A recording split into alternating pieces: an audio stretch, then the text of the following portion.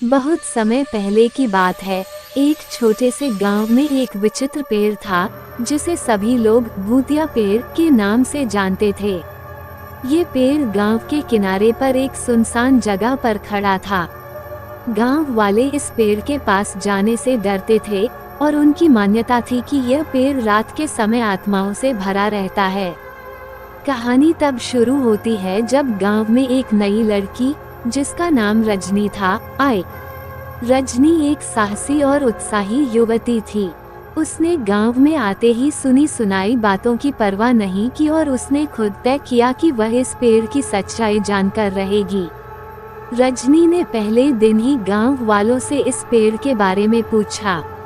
गांव वालों ने उसे सावधान किया कि पेड़ के पास मत जाओ, अन्यथा तुम्हारे साथ कुछ बुरा हो सकता है। लेकिन रजनी का उत्साह उसे पेड़ के रहस्यों को जानने से रोक नहीं पाया। रात का समय आया और रजनी चुपचाप उस भूतिया पेड़ की ओर बढ़ी। चांदनी रात में पेड़ का विशाल साया और भी डरावना लग रहा था। रजनी ने मन ही मन सोचा कि वह अपनी साहसिकता को साबित करेगी। उसने पेड़ के पास जाकर देखा कि उसकी शाखाएं और पत्तियां जैसे किसी ने जंगलीपन से उगाई हो। जैसे ही रजनी ने पेड़ के करीब जाकर उसे छूने की कोशिश की, अचानक से हवा का एक झोंका आया और पेड़ की शाखाएं हिलने लगीं। रजनी का दिल तेजी से धड़कने लगा, लेकिन उसने हिम्मत नहीं हारी। उसने पेड़ के तने पर ध्यान दिया और देखा कि वहां कुछ अजीब निशान बने हुए थे। रात के गहरे अंधेरे में रजनी ने महसूस किया कि पेड़ के नीचे से एक हल्की सी आवाज आ रही है।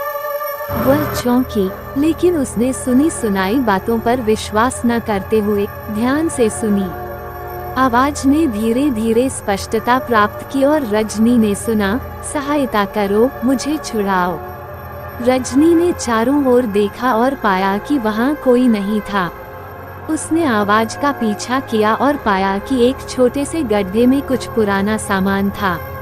उसने गड्ढे को साफ किया और देखा कि वहां एक पुराने संदूक में कुछ वस्तुएं थीं। जब उसने संदूक खोला तो उसमें कुछ प्राचीन पत्थर और एक पुराना पर्चा था। पर्चे पर एक संदेश लिखा था, मैं एक समय का शक्तिशाली जादूगर था और मैंने इस पेड़ को अपनी जादुई शक्तियों के साथ सील कर दिया था। इस पेड़ के भीतर मेरी आत्मा बसी है और जब तक ये सील नहीं खुलती मैं यहीं फंसा रहूंगा। रजनी ने ये देखकर महसूस किया कि भूतिया पेड़ की सच्चाई कुछ और ही थी। उसने गांव के पुरानी कहानियों का संदर्भ लिया और पाया कि जादूगर की आत्मा को शांति की जरूरत थी। उसने गांव वालों को बताया कि पेड़ के भीतर एक आत्मा की समस्या थी और उसे मुक्ति की आवश्यकता थी। गांव वालों ने रजनी की बात मानते हुए पेड़ के पास एक अनुष्ठान आयोजित किया। अनुष्ठान के दौरान सभी ने मिलकर प्रार्थना की और जादूगर की आत्मा को शांति देने के लिए प्रयास किए। जैसे ही अनुष्ठान पूरा हुआ, पेड़ की शाखाएं शांत हो गईं और पेड़ के आसपास का वातावरण हल्का हो गया। रजनी ने महसूस किया कि जादूगर की आत्मा को मुक्ति मिल गई थी और गांव वाले अब उस पेड़ के पास बिना किसी डर के जा सकते थे। भूतिया पेड़ की यह कहानी अब एक प्रेरणादायक किस्से के रूप में गांव में सुनाई जाती है, जो साहस और सच्चाई की प्रतीक है।